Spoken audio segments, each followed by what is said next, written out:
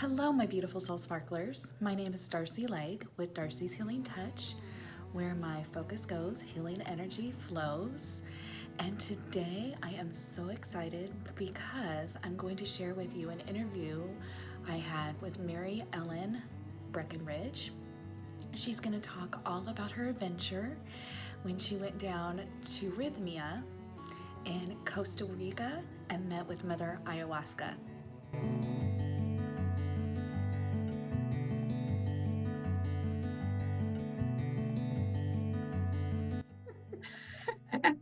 Today, I have with me Mary Ellen, and she's going to share a very special story at a trip that she went.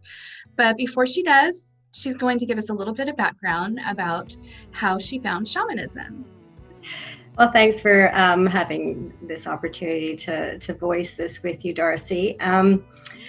Well, how did shamanism find me? Well, I wouldn't have even called it shamanism a year and a half ago. I looked at it because I opened up an email, energy medicine, and it was Dr. Alberto Villoldo. He was new to me, and I was interested in his story and how he healed, and became very interested in him. And then I just started to look at everything he's done in the last 4 decades. And I found the energy healing a very interesting part of healing. Helping people's bodies heal is kind of like a hobby for me. I'm a dental hygienist, and oral health has always been interesting to me since a little girl. And so I've been on this journey of healing and helping others heal, not from only the mouth, but within the body as well.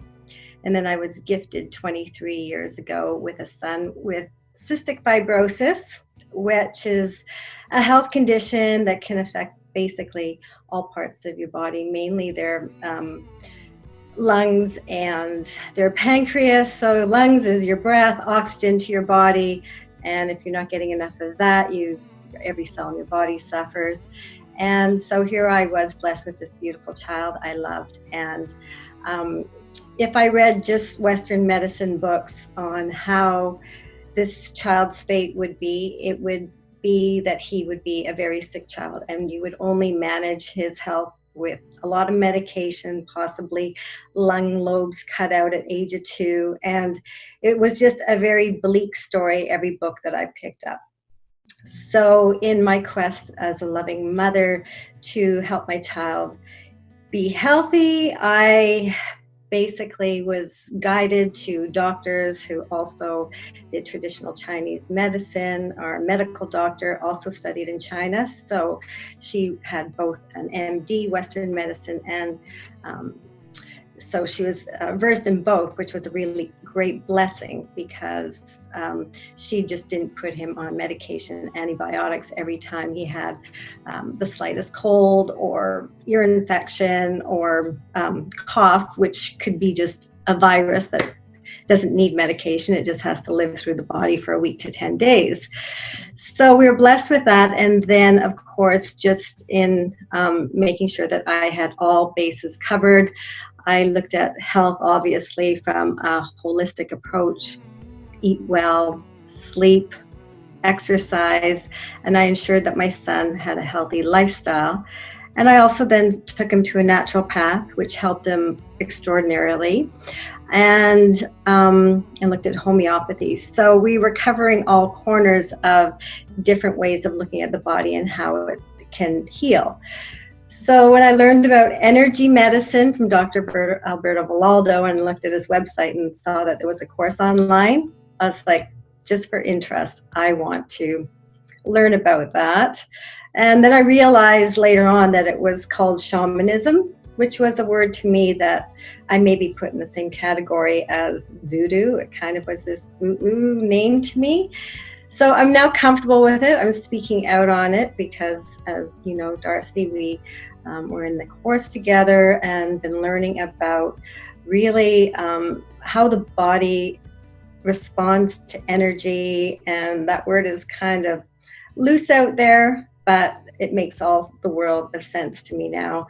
And so I really have studied it so that I can help my son in that way heal as well. And of course, we do our own healing in being a shaman as well. Wow. So Fascinating. Thank you so much. Is an adventure that you went on recently. Can you tell me how you found and where you went?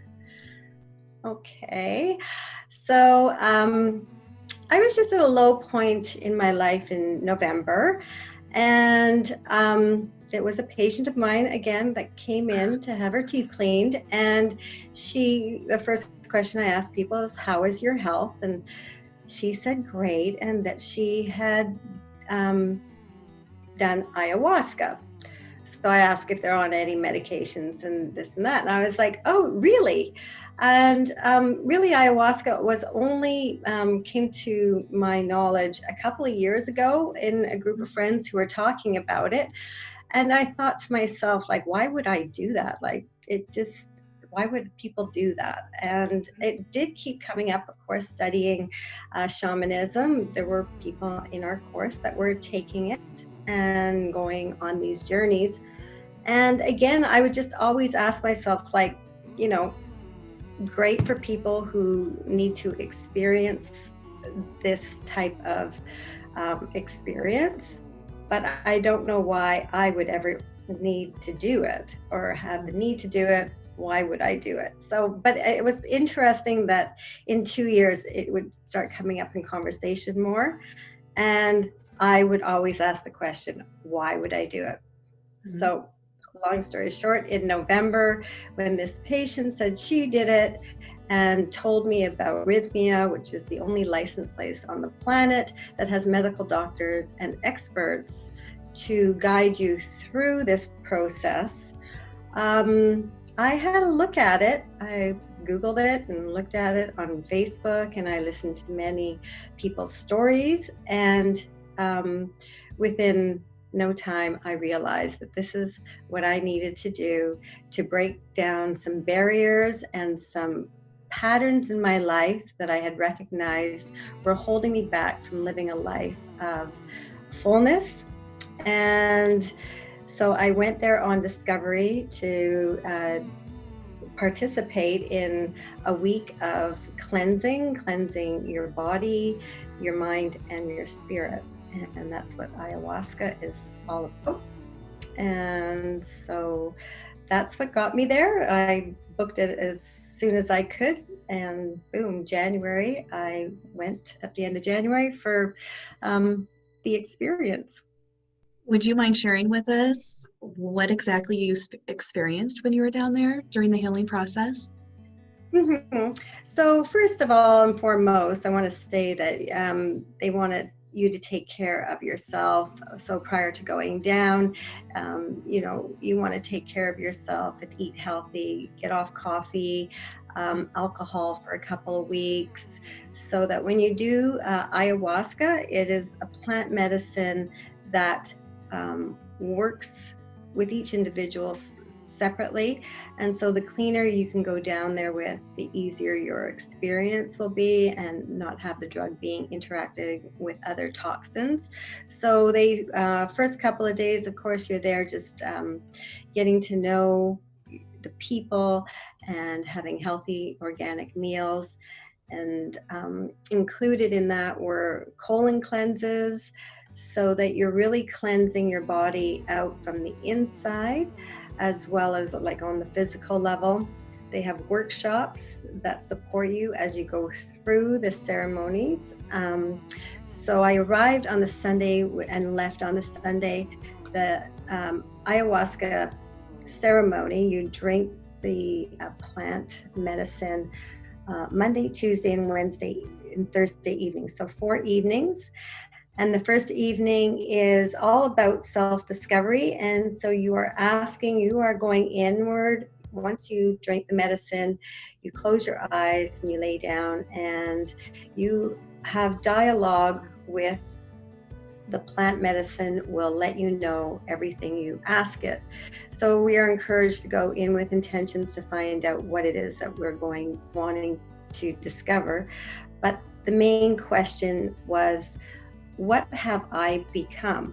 So you go in with that question and you are shown what you have become.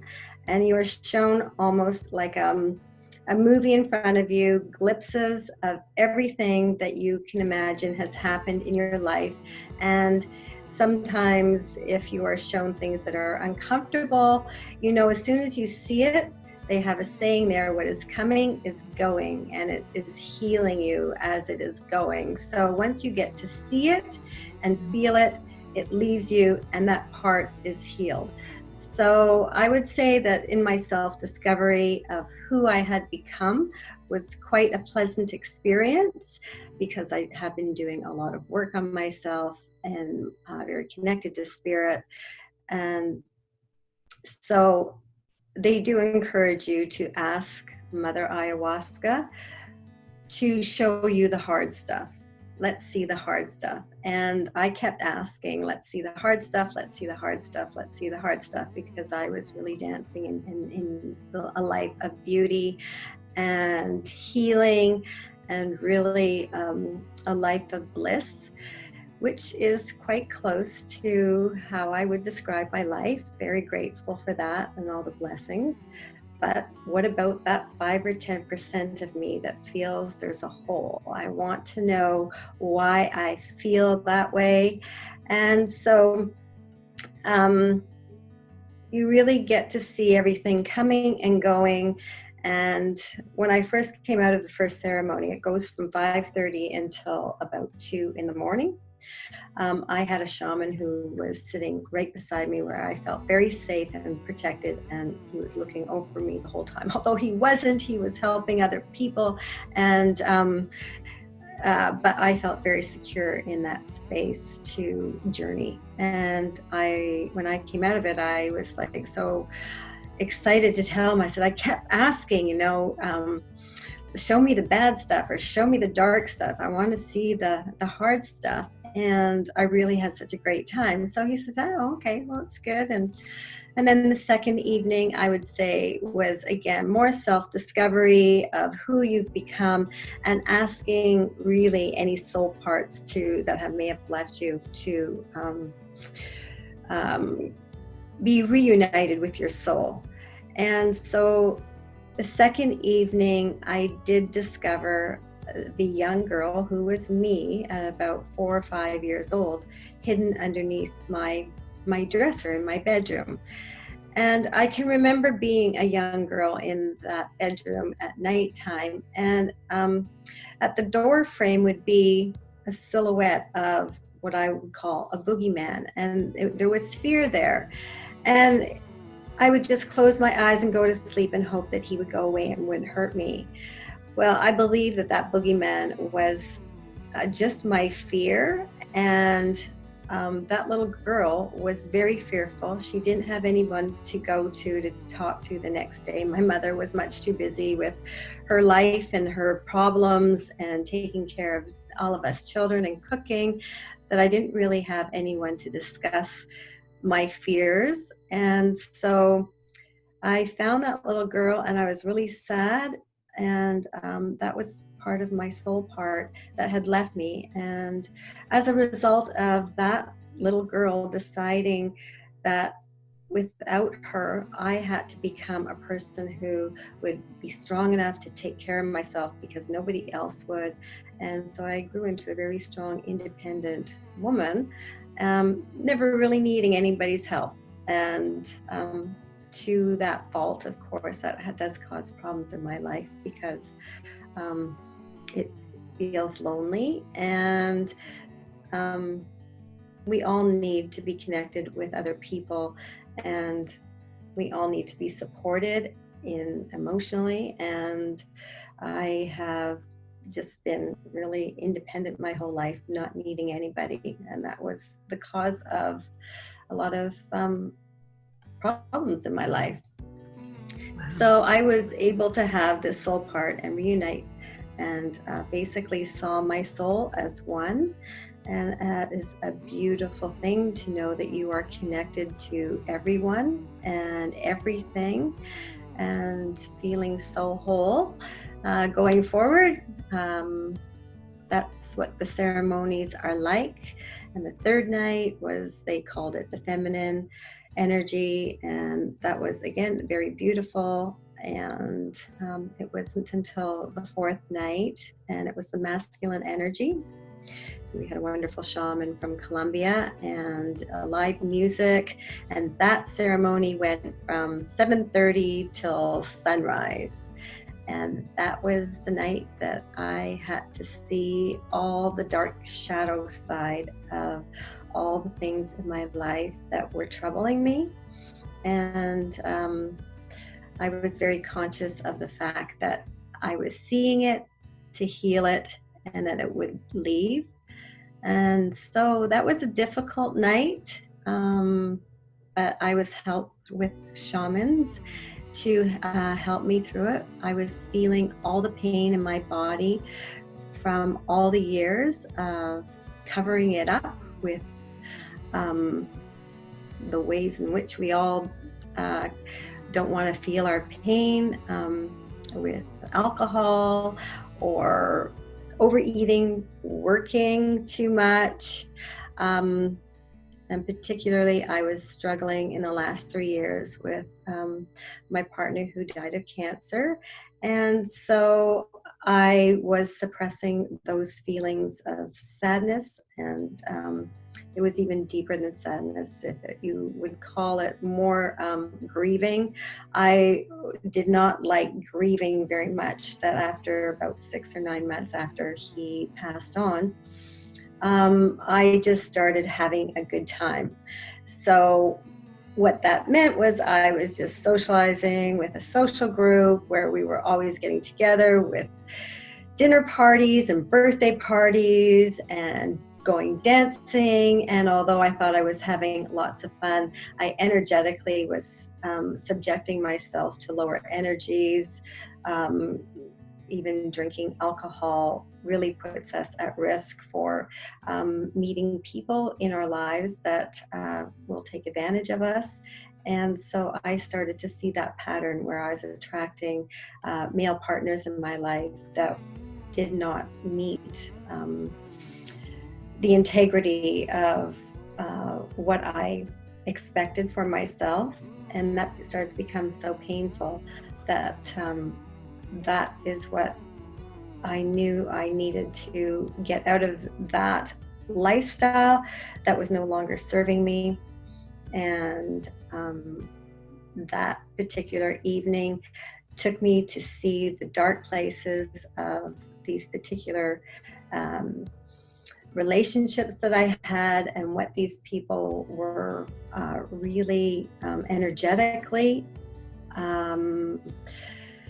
putting out. And it was really hard for me to look at that, but I had to forgive myself a lot for putting myself in that situation where I didn't have my full senses to really be discerning of what I was attracting in my life. Wow. So yeah, it was difficult. If you can imagine all the pain that I have suppressed all my life in one way or another, I got to feel it, but I got to heal it.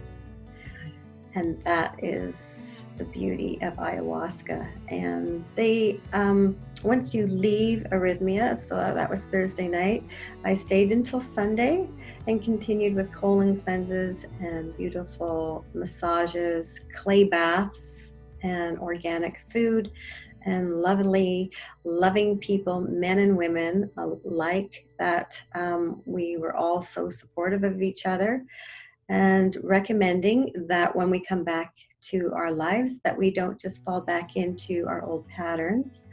And so it has been very interesting the last couple of weeks, because I've realized that I've had to let go of a lot of relationships, and really the way I was living my life. And so I've been doing that, releasing it, letting everything go. It's been a lot easier than I thought it would. And Mother Ayahuasca stays in your system for at least another 3 weeks. So I still have another week where I'm processing, observing my emotions. I'm feeling incredibly alive and feeling all the sadness, the pain, the joy, all the enlightenment. My feelings are coming and going all day long, and I'm feeling blessed to feel alive. And I recognize that to suppress our feelings or numb our pain only makes it pop up somewhere else, and our life becomes unmanageable. And now I honor my feelings, no matter whether they're good or bad. That's my compass that tells me how I'm doing, and I'm honoring my body at a level that I never even knew that I needed to. So Nice. I love it. I have to tell you that you do look 10 years younger than the time before I saw you. Not that you looked old or anything, but you do. You look glowing and you look younger. It's just strange to see the difference it makes in just how you appear. So I know you have to feel amazing afterwards. If you look that much younger, you must feel so amazing. Lighter. What surprised you the most about going down there? What was something you didn't expect? I really did go down very open and ready for any change or to see anything. I didn't have a lot of expectations. I knew with my own intuition, being claircognizant, there was a knowing in me that this was really the next step in my journey to heal, so that I could be assistance to our globe at large to help heal this planet through this shift that we're going through. And that all was revealed. We kind of, not we all own this. I have a very clear vision of being global to assist in this time of planetary shift that I know is taking place right now. And I didn't know whether it was my ego. Why would I have such a lofty destiny in front of me? And so I wanted to know whether that was coming from ego or coming from spirit. And there's no doubt in my mind that my calling is true, and that I have been helped through all the shamanic healing that took place there, that I'm ready to really step in, as I am coming out, and having this interview with you is proof that I'm really finally ready to accept that we as shamans have great power, and we can use that in not only our own healing, our family, our friends, but we can do it for the planet. We can do it for the animals. We can do it for the environment. And it's such a wonderful gift that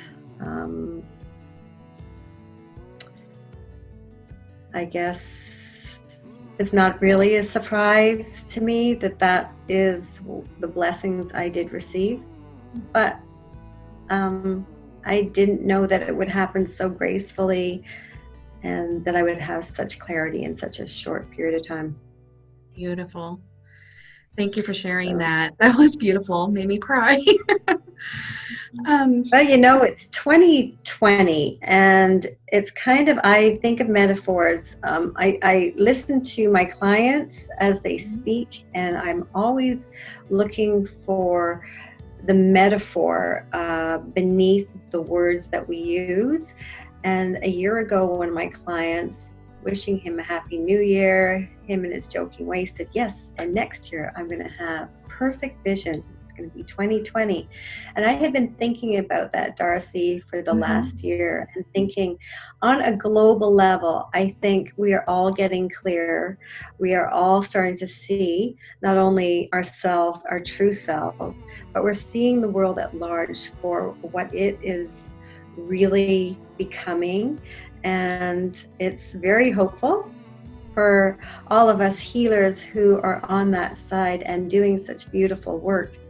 We are able to see things much clearer and help others in their journey to live their truth and to see clearly as well. So 2020, I think, is a decade of a great shift going on. Yes, I agree. Thank you so much for being here. I appreciate it. And I can't tell you how much I loved hearing your story and how much of an inspiration it is for me.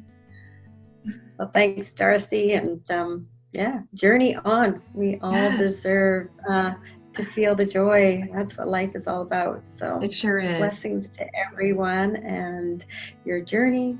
And whether you do ayahuasca or not, I would say that it's for everyone. If it was for me, I would say anyone can benefit from it, because I was the last person that I thought would want to do that. A huge thank you to Mary Ellen for sharing her story with me. And for the rest of you that are watching, I thank you so much for your support. Love you all, and keep on sparkling.